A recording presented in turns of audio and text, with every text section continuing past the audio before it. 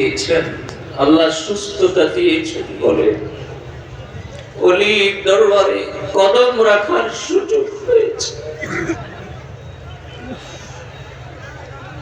বাবারা, ভাইরা, দোকানে পাটি যারা আছো, দোকান ছাড়ো, বাজার ছাড়ো, রাস্তাঘাট ছেড়ে দিয়ে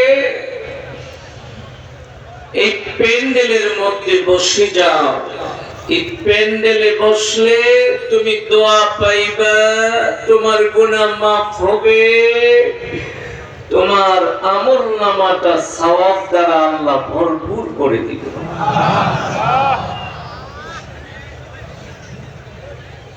আল্লাহ রাসূল বলেছেন, ইজা মারারতুম বিরিয়াজিল জান্নাহ ফারতাউ। ক্বালা ওমা রিয়াজুল জান্নাহ? ক্বালা হিলাকুজ যিকির। আমার দয়ার নবী নূর নবী বলে, যখন তোমরা জান্নাতের বাগানের পাশ দিয়ে যাইবা, সেখান থেকে ফল ভক্ষণ করবা। সুবহানাল্লাহ।